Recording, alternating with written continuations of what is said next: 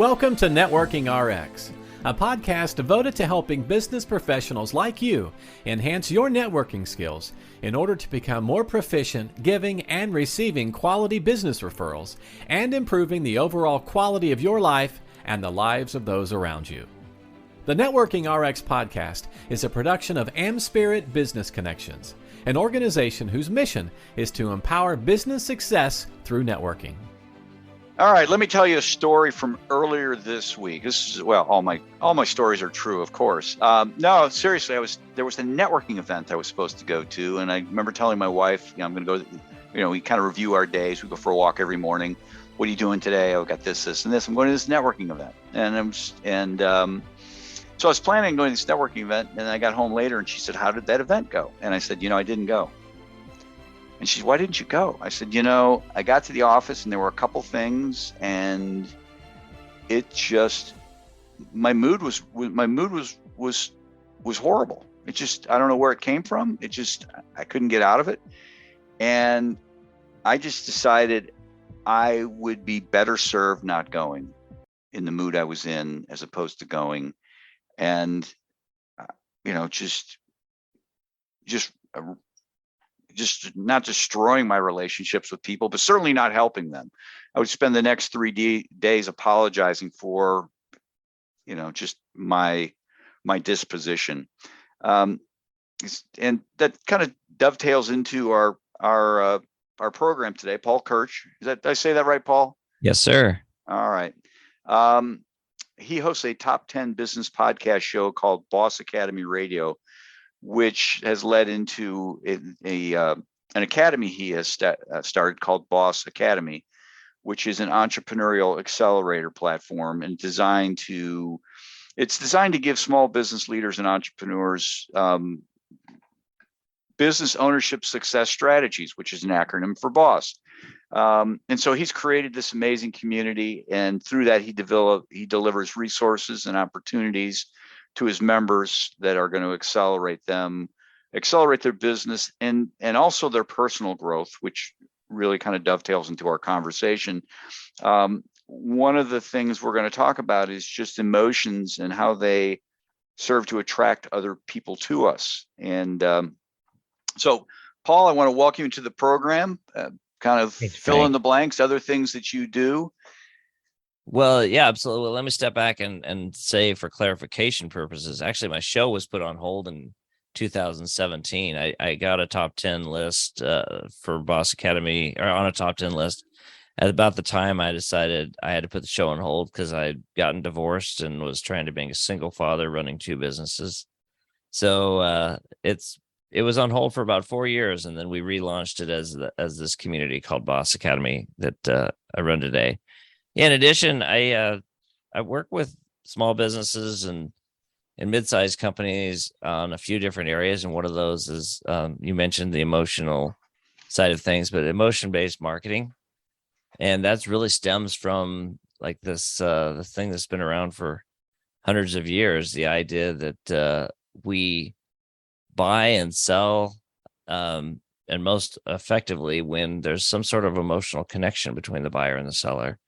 And many of us market like we're talking about those features and those benefits and all the services we offer. And we're so excited about it because it's our brand, but we don't buy that way.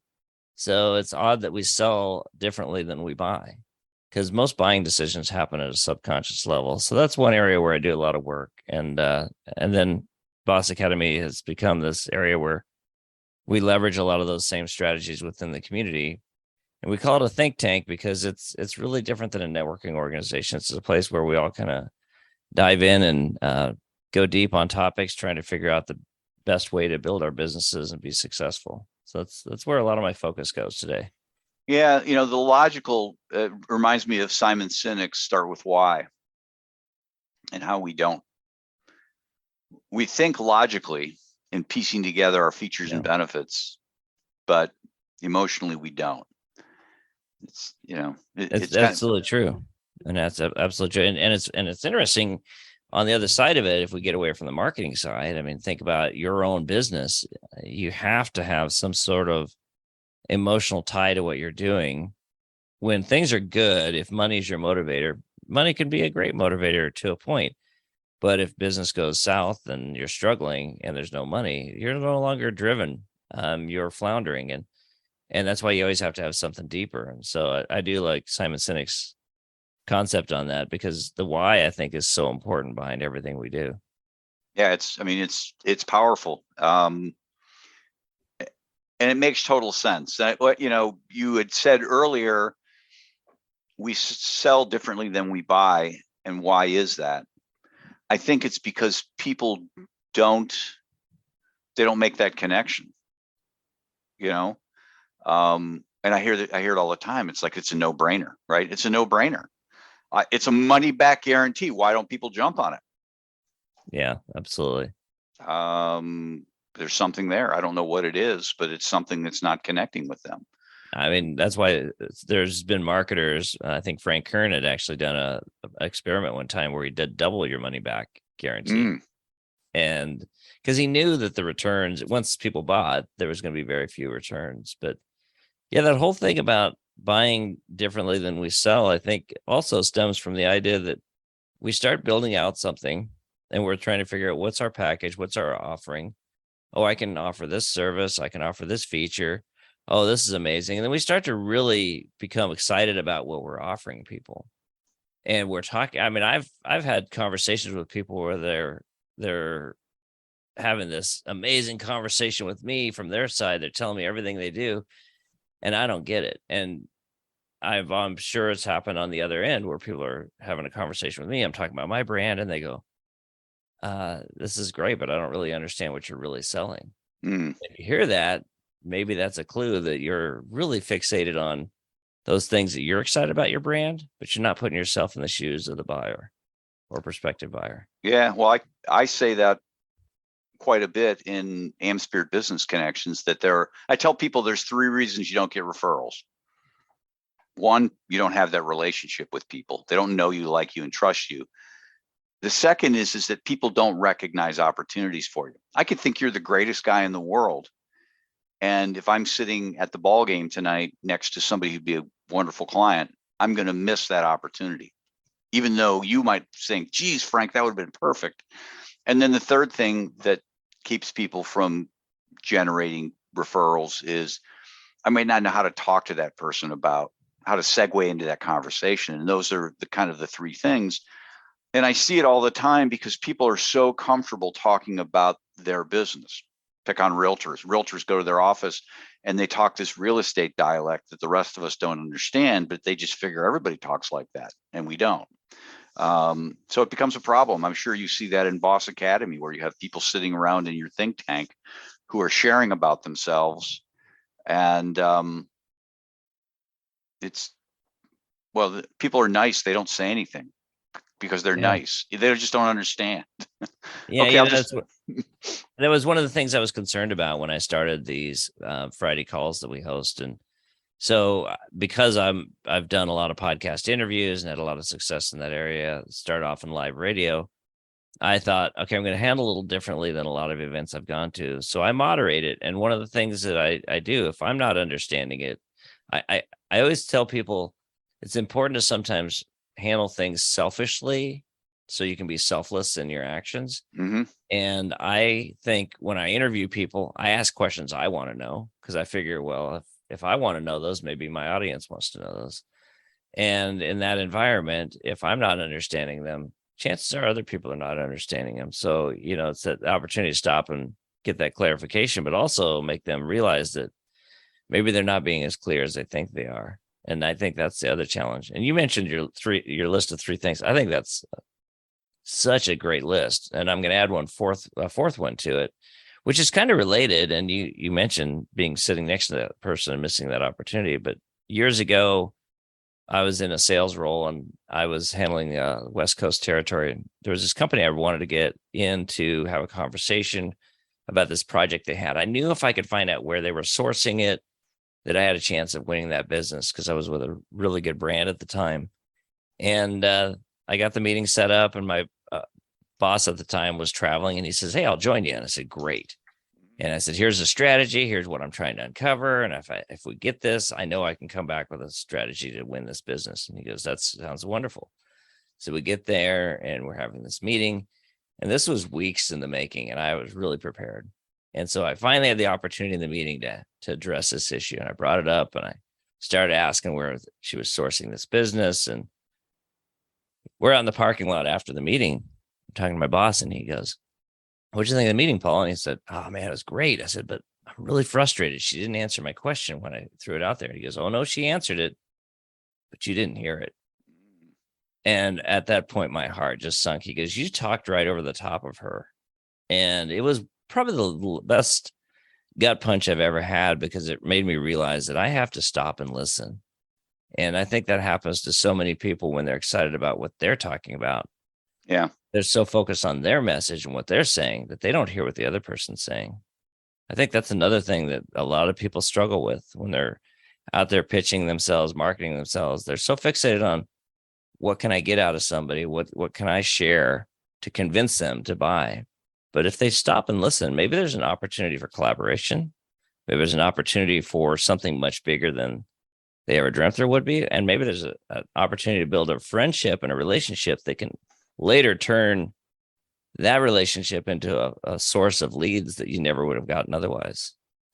Yeah, no, I think there's certainly a lot of value in that. And people are focused on the next thing that they want to say, as opposed to, they're trying to channel people is really what it boils down to. Anyhow, before we hit record, you used a term with me that I've never quite put it this way, but I know what you're saying, and I want to kind of talk about it with our listeners. Psychologically unemployable. It's a great phrase. It is. I mean, for our listeners, what didn't come out in his introduction is Paul he's been psychologically unemployable since 2009, if not before. But it's over a decade. Well, that's not fair. I shouldn't say you've always been psychologically unemployable. You sure as hell are now.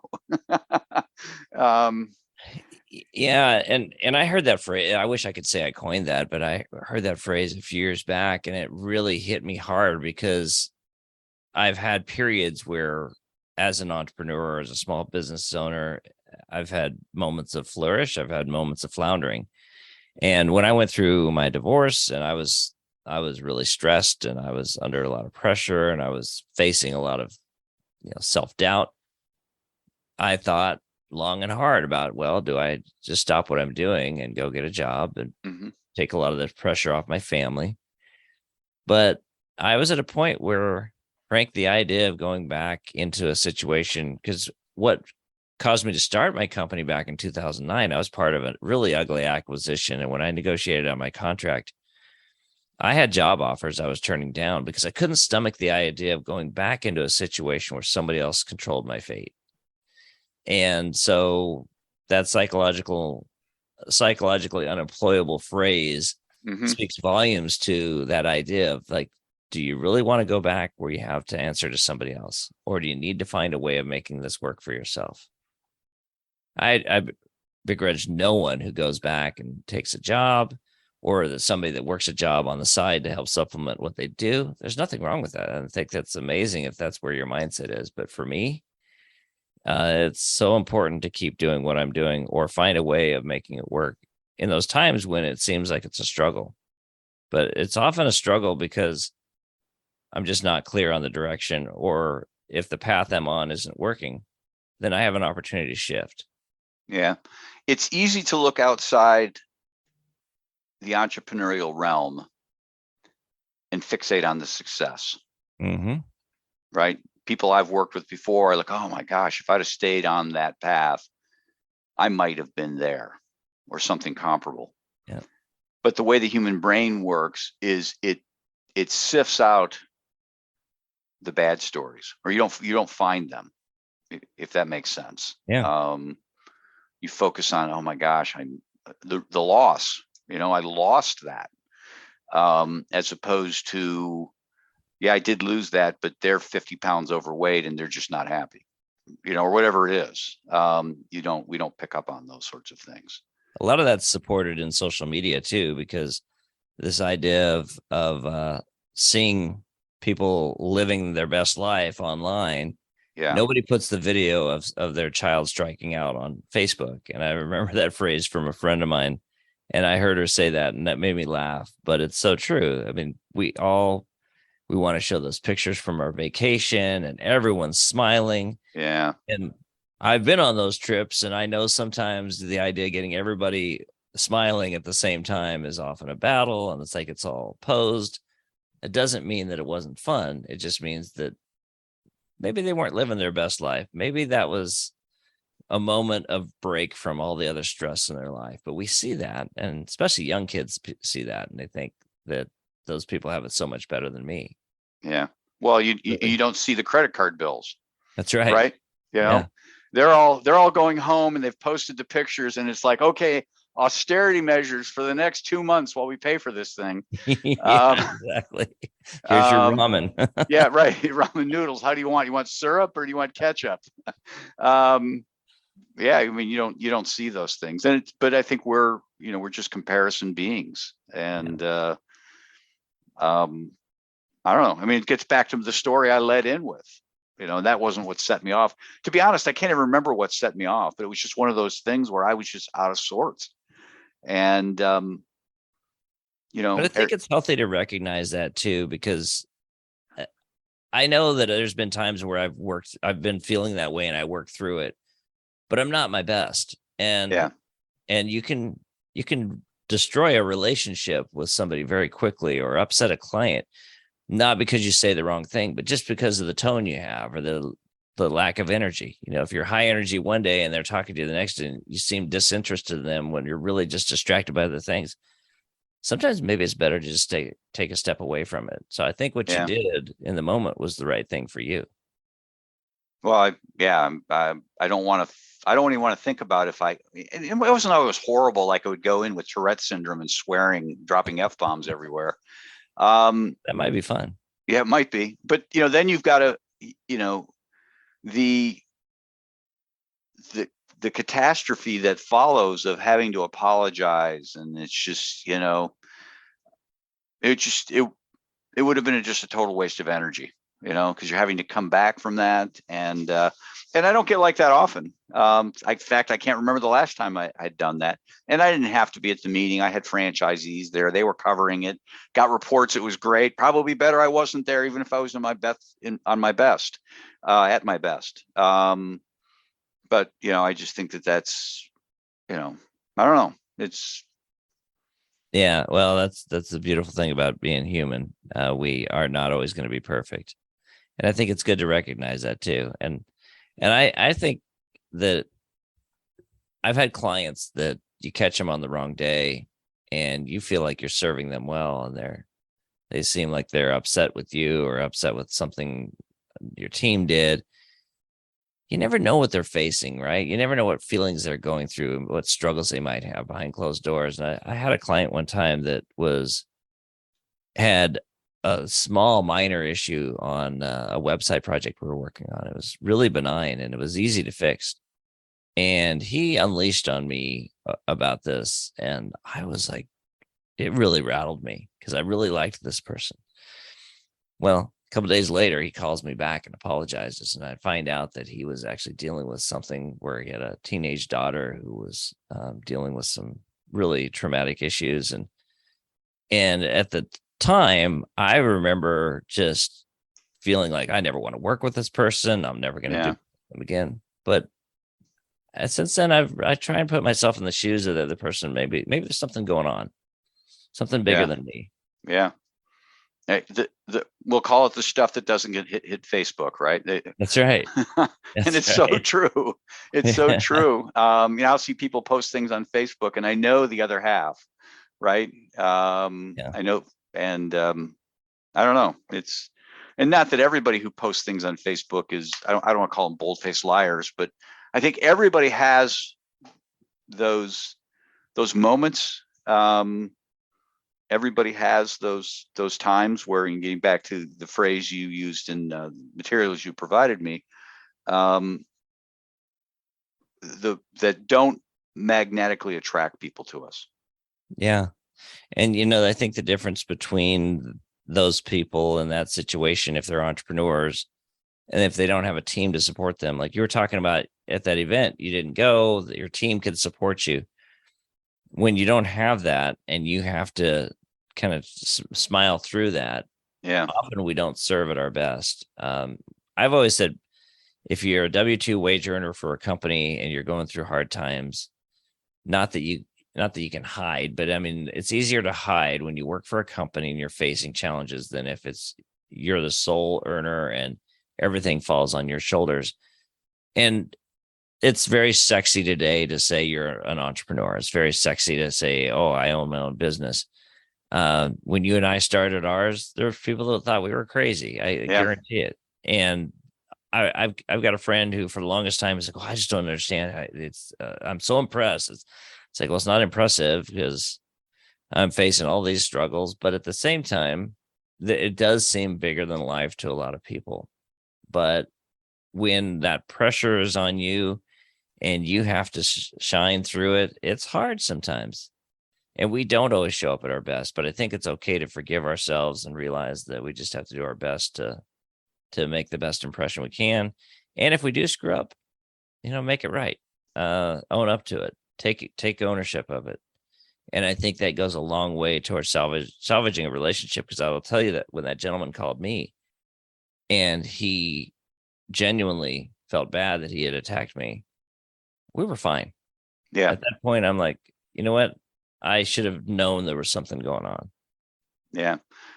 One of my franchisees, he and I were talking, and he had gone through a divorce, and he just said, as much as I tried to be my normal self, I wasn't. Yeah.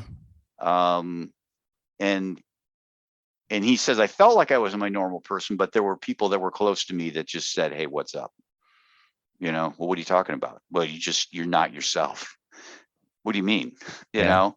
I still smile. I still tell jokes at meeting. I still do things. And they just could people that are close to us could kind of read that.